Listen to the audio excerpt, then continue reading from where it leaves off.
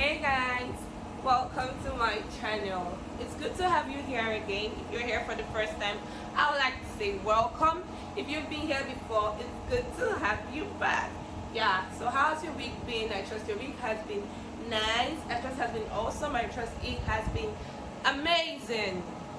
So guys, today we're going to be talking about something really important, and that is knowing your customer base.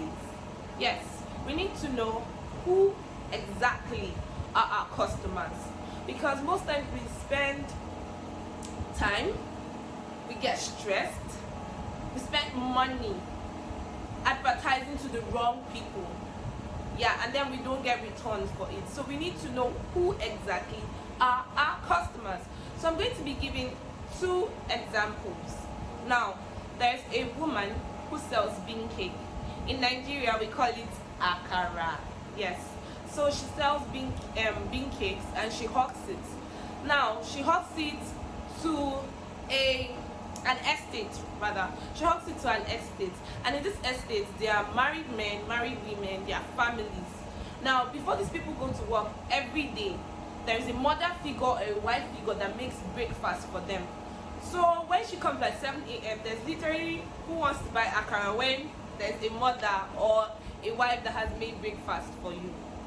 Now, it would be better if she goes to a different environment to sell, such as a school environment, for instance, a hostel. I mean, the city of Calabar, I'll say Malabo Hostel of Unical. Yeah. Now, by 7 a.m., there are students who are ready to go to school. They are preparing for school or whatever they are doing, but they need breakfast by 7. Now, if she goes to a hostel, it'd be easier for her to sell, like, in no time, than hawking through an estate. Like, that's wasted time, that's wasted effort, that's her stressing. But if she just goes to a hostel, like, in no time, her food is finished. Yeah, so basically, that's what I'm trying to say. Like, you need to know who exactly are your customers, so that you don't spend your time or waste your effort for no reason. Now, there's what we call target market and target audience. Now, let's differentiate who is your target market and who is your target audience. Now, in target market, your target market are people that use your goods, like people that use it, while a target audience are people that buy your goods. Let me use an example to explain this. Now, there's a businessman that sells students books, like he sells children books rather. Now, the people that use these books, which is his target market, are children. But the people that buy these books, which is his target audience, are parents, schools, grandparents, and all of that. Now, so it's be unwise for this man to carry his books and start advertising to little children. But if he advertises to schools, to parents, and all of that, there is high tendency that they will buy his products. That is why we need to know our customer base. Knowing your customer base, it saves time. 2, it reduces stress, like it helps everything to be easily done. 3, it reduces your expenses. So how do you know your target base? Number 1, make a list of all your customers. Like, for instance, for those people that their business is online, if your business is online, if you have a website you sell online, I'll encourage you to do a Google analysis, like do a business analysis on your website. Now you have to check for the people. What you check out for: people that use your website, people that visit your website. Check if it's possible to know their age grade, if it's possible to know their gender. It should be possible to know what time they used your website.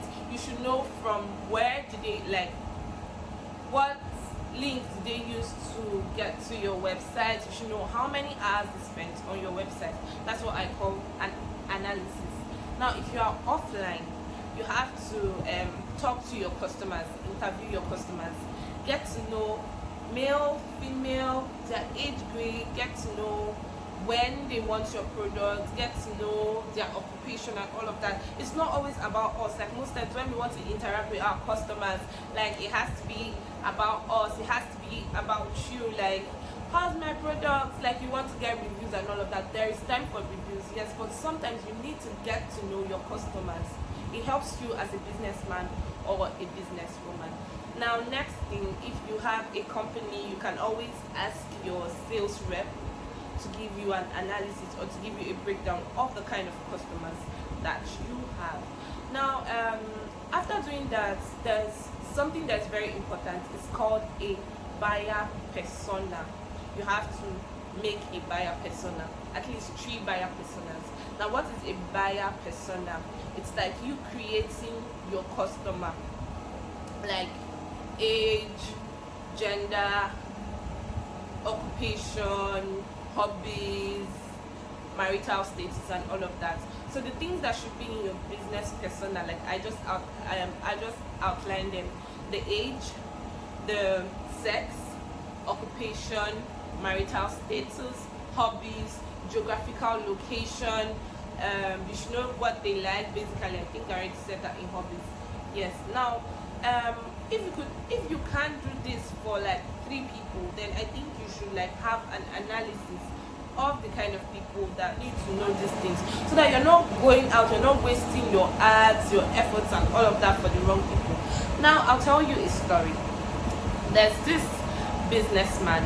He actually has an online store. He has a website.